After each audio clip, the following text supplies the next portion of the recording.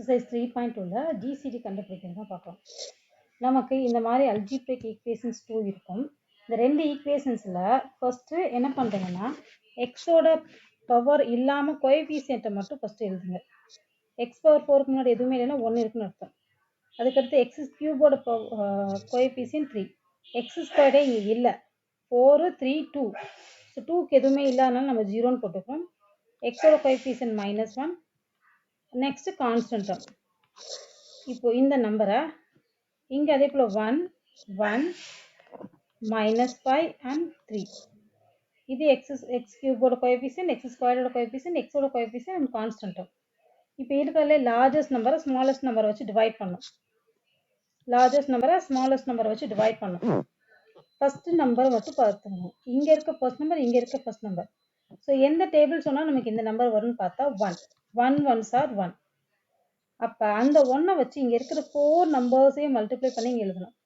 1 1s are 1, 1 1s are 1, 1 5s are 5, 1 3s are 3. Next சைனை change பண்ணி என்ன பண்ணும், சப்ட்ராக்ட் பண்ணும். 1 - 1 0 ஆகிடும். 3 - 1 2, இது +5, -1 -3 -4. இந்த 3யை கீழே கொண்டு வந்துடும். Same process. இங்கே நமக்கு ஃபர்ஸ்ட் நம்பர் 2 இருக்குது, இங்கே 1 இருக்குது. 2ஓட 1 மல்டிப்ளை பண்ணால் தான் 2 வரும். 2 1s are 2, 2 1s are 2. இங்கே இருக்க ஒவ்வொரு நம்பரோடையும் இந்த 2 மல்டிப்ளை பண்ணணும். நெக்ஸ்ட் சைனை சேஞ்ச் பண்ணி சப்ட்ராக்ட் பண்ணணும். எனக்கு எல்லாமே மல்டிபிள்ஸ் ஆஃப் 3யாக இருக்கனால 3யை காமனாக எடுத்துட்டேன். 1 2 and -3. நெக்ஸ்ட் என்ன பண்ணுறேன், இப்போ எது உங்களுக்கு ரிமைண்டராக வந்ததோ ரிமைண்டரை டிவைசராக மாற்றணும். இங்கே உனக்கு ப்ரீவியஸில் இருக்க டிவைசரை டிவிடெண்ட்டாக மாற்றி உள்ளே போடணும். ஓகேவா? இந்த மாதிரி இதுதான் ரிமைண்டர்னால் இந்த மாதிரி மாற்றிக்கணும். ரிமைண்டரை டிவைஸரை மாற்றிட்டு இதை டிவிடெண்ட்டாக மாற்றி டிவைட் பண்ணணும்.